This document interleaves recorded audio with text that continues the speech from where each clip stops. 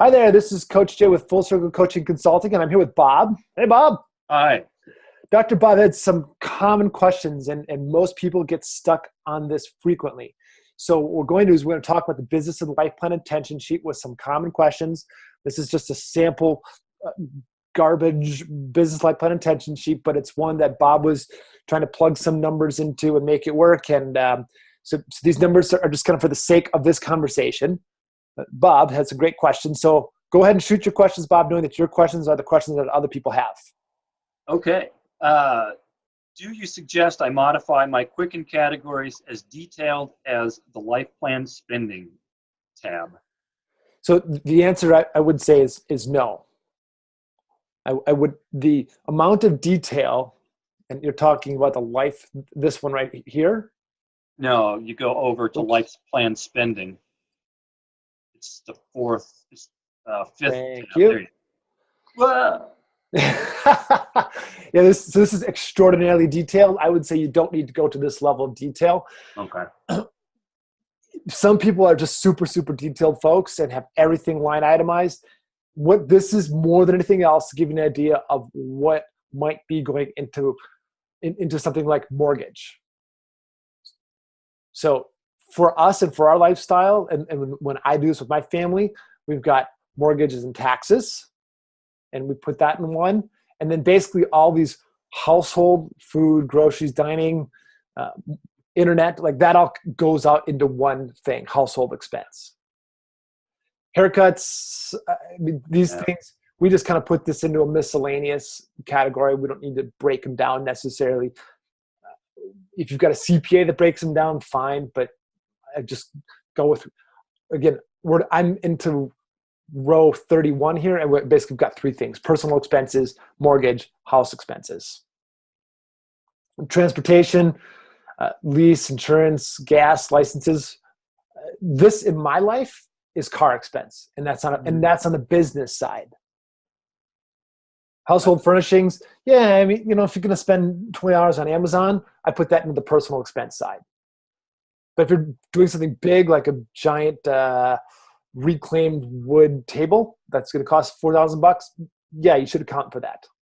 But the way I would account for that going into the life plan is I would put that into, you can put it into big rocks, or even better, what I like to do is you can go here and you can hit edit, and you can, or I'm sorry, even better, you can right click and then insert, and it'll give you a whole thing. We can call this big expense personal. Life wants table.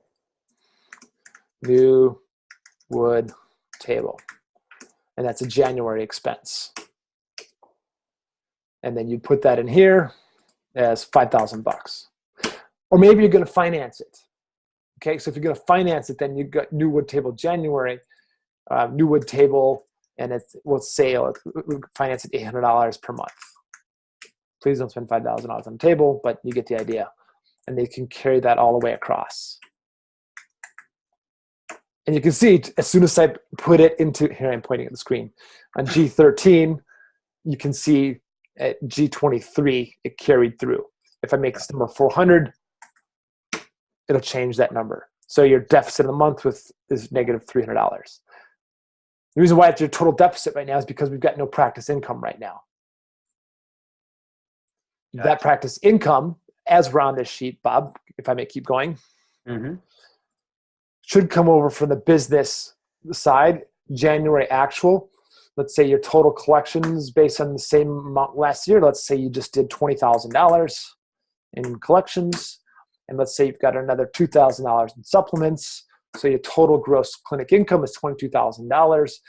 So you're going to be up on the year. You're actually up 23% from last year. This should automatically calculate that. And when you look up at the formula bar up here, you can see where it's pulling those numbers from. Now, in this case, it just took the practice income. You also can make it 12. So you see this C9 up here in the formula bar? You can make that C12. Because if this number, 16,000, was based on your income one and whatever income in your practice that you have, like supplements or pillows or whatever, or massage, you can actually say, okay, this number is actually based on this number. Now, your number now went up to 35% because it took into account this other income. Make sense? Mm-hmm. Okay. So we've got your total income of $20,000 plus $2,000 in, what's this going to be, supplements? Yeah. And no other income? No. Okay. We could even delete that. So go in and just hit delete. Or you can leave it if you think you're gonna. If you think you might use it sometime, it's not a bad idea to keep it there. It won't mess up the cells. Mm-hmm. So you got a total of $22,000 in income because it's adding up all these here. You're comparing it to last year's income of $16,000. So your percent increase is 35% on the year. If you want to make that look more like a percentage, you can go up to Format Cells. Format Cells. And we're going to make this look like a percentage. And let's just go 1 decimal place. Oh, and that, it's because multiply times 100. So I'm going to edit, undo that. But we all saw it could be done. It can be done. I like the 3,000% increase. Yeah. Can you guarantee that? That's a wish and not a goal. Oh, geez.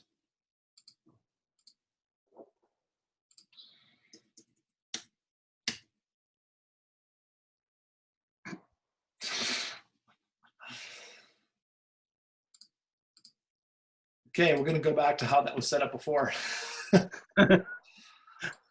But you get an idea. Yes, I do. Let's just make that a number with 1 decimal place. There we go. 35 points. Hey.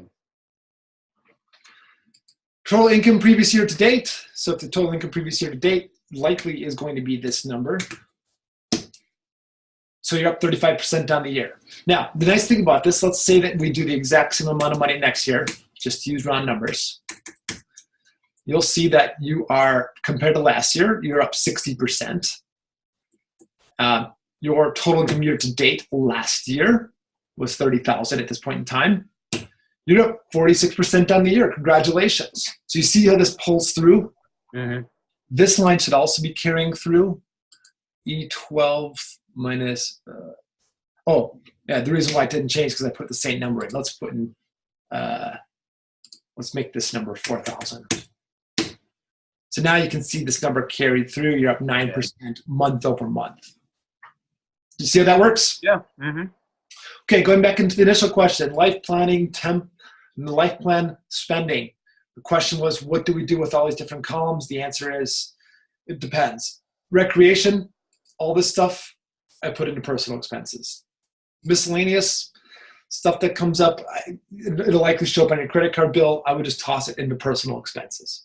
But it depends on you. However you decide to do it, you've got the personal side here, January through March life plan, which is personal. And all you've got to do is you just got to put in more stuff. This is future years big rocks. You can make this new, I don't know, let's say something that's on my mind.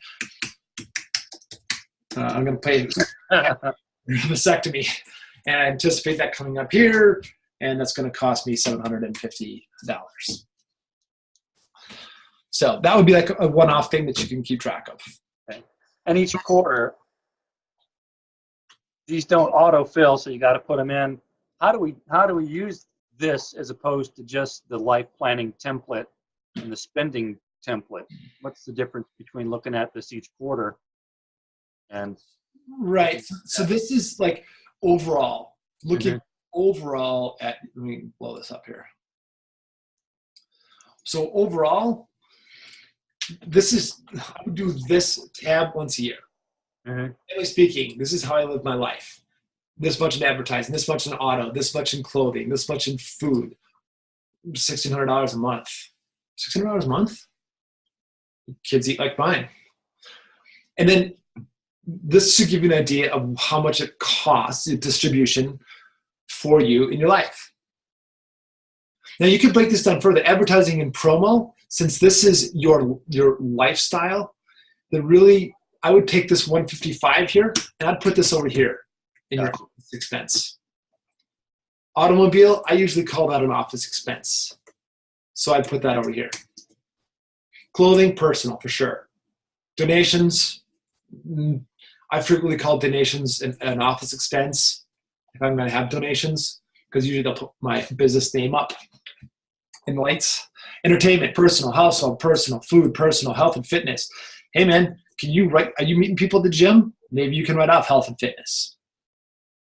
Dental, insurance. You should have personal insurance, health insurance, Obamacare, everything's free, so let's say $30 a month. And $3,000, let's say it's $300 a month for your malpractice insurance. So do you see how now you've got a personal and a business? Yep. Kids, activities, care. Well, let's see. My average on the month is about $5,000. No, just something a bit feels like maintenance and repairs. So like I just had, generally speaking, over the course of a year with a new table, etc., it's going to cost about $2,000. So I'm just going to put $200 a month in there. Maintenance and repairs around the house. You got to have the sprinklers turned off and on. So let's just budget for $100 a month there. Maybe you're going to have to paint the house this year. So you got to toss in another $2,000. So let's make that $300 a month. Marketing is a business expense, $700 a month. Let's say you're aggressively marketing. Mine is much less than that. Let's say it's closer to $300. Membership subscriptions. Hey, you get Sports Illustrated at home. That's great. But let's say you also subscribe to the ICA magazine. Cable and internet, you'll definitely have a business expense there. If you don't and you're an independent contractor, then that's probably going to be $0. Office supplies, professional fees. This would be your ICA membership, etc. Alimony, rent, mortgage. Now, if you're an independent contractor, you may have a rent mortgage for the business. Let's say it's $1,000, or let's say it's $10,000 a month that you pay. Well, then likely some of these things like marketing goes away, or maintenance repairs go away. Salaries and benefits. You're not going to have that on the personal side because you're not paying somebody to be your, well, unless you're salaries and benefits. Maybe you're paying for services in your home. I guess you could, nanny services. Yeah, there we go. Let's say the nanny costs $800 a month. And let's say you're going to pay your staff and you pay them, I don't know, $3,000 a month. But again, if you are independent contractor, you're probably not going to have that because that will be built into 23. Taxes and licenses, yep, you're going to have that in the personal, and you will definitely have some on this side also. No matter what country you live in, or who your president or prime minister is, you're going to have something there. Training and coaching, that's us. That, my friend, should be in the business side. Utilities, other business expense. So now what you can do is you can say, based on these numbers, I got $9,500 going out on the personal side, and I've got about $18,000 going out on the business side. Obviously, this is a little out of whack. You don't want to have a 66% business expense. So let's fix this. In my dream scenario, I want my automobile to be $300. I want a new car. I don't really want those bank interest charges. There's a way we can get around that. Insurance is going to be what it is. I want to renegotiate my rent. I want to get that down to $2,000. And I want to actually expand my staff a little bit so I can see more people. So now you can see, as you play with this, you can get these numbers a little bit more appropriate. So that when you go back into the life planning template now, I'm going to blow this up. Oops. Going back in the life planning template, now you've got your dream 1, dream 2, dream 3, etc. So you can take your total distribution for the month, which will be your office expenses, which you just basically calculated here. So you can take your dream office 1, 6650. Not real numbers, right? But let's just say it's 6650 in office expenses. And you've got all these other things. Let's just carry these numbers over, Bob, for the sake of conversation. Mm-hmm. Let's carry these numbers over again for the sake of conversation. And we've got a big expense here for the car. Now we're going to pay the car off early, so we got to make an extra $1,000 payment a month. Let's use the office expenses, the $6,650. Because I just threw that number in there. Let's say that your number was closer to $1,138. Now you've got your total distribution from your reality, which was $15,818 to $16,818. So you need to create an additional $1,000 a month, right? Mm-hmm. So at your fee per service of, let's call it $64, which is where you're at, Bob, you need to change your services per month from 212 to 262. Does that seem doable? Oh, absolutely. That's the purpose of this exercise. You've got to crank 8 more adjustments a week to get your car paid off early if nothing else changes. Oh, I kind of like how that felt.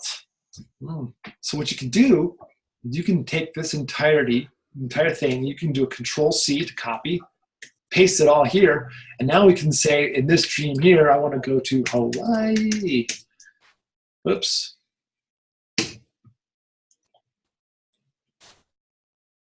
Wrong places. Hawaii. So you're going to go to Hawaii. And so now your big rocks changes from 283. Let's say that's going to cost you an extra, I don't know, $5,000, so $500 a month. So let's make this $700. All right, Bob, now the bottom line is you got to get an additional 2 people through there every week to get that trip to Hawaii. Does that seem doable? That seems pretty doable, yeah. Especially when you spell Hawaii, right? Not Hui. That's what my daughter says. Hawaii. Can we go to Hawaii? So you were doing it correctly. Good job.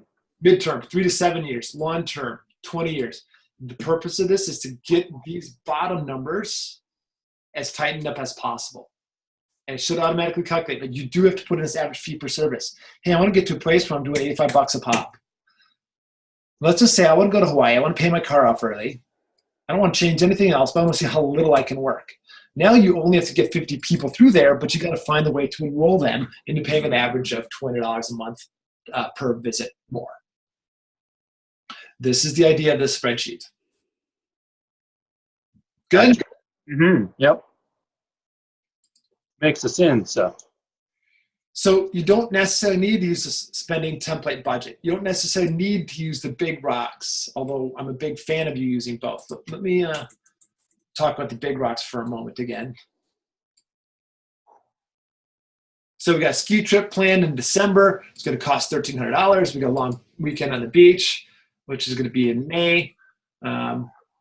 That's going to cost $1,200. We've got a Stuart White seminar in July, $900. The total cost for the year, $3,400. And you can see that it's adding up all the cells here. So as long as you put a number in those cells, it should automatically add up.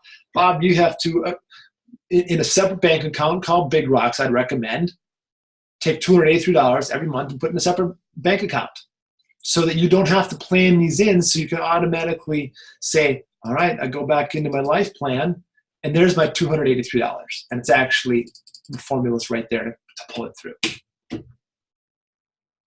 And now you got your other big rocks, like your new wood table and your vasectomy that you're going to bring into play also. Now, is that vasectomy a business expense? None of your business. Debt reduction. You actually counted for some of this debt reduction on the other side here. Whether it was, I think somewhere I saw taxes, past taxes on the life planning side. So here's the place in your working document that you'd actually put that in there. Past taxes. And we're going to put, and the goal is to pay $1,700, and you're paying $1,700, and now you can see that number change.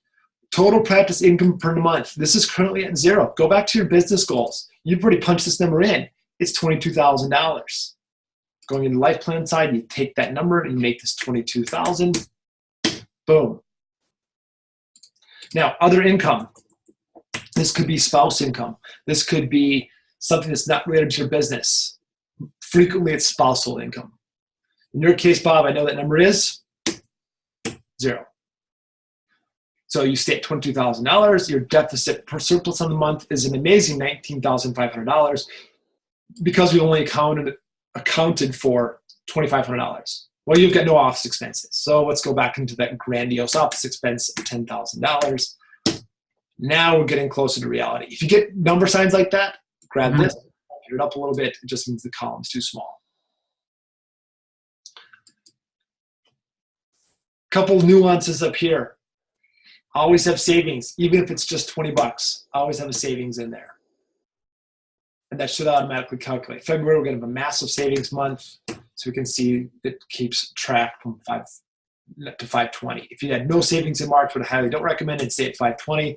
Let's say you threw in $895. So you can see now that's your total savings year to date. And that should carry over into April, June life plan. You'll have to, it looks like you won't. You'll have to actually put the first one in for what that number was for April. So you just take your 14, 15, and you would say, you may, let's say, make $200 savings. So that number should actually be C5 plus 1450. Now you got your running total for the year. Make sense? Mm-hmm. So a couple nuances like that that do need to be taken into account, but that's why you've got your coach on the other side here. Gotcha. Cool? Mm-hmm. Yeah, helpful.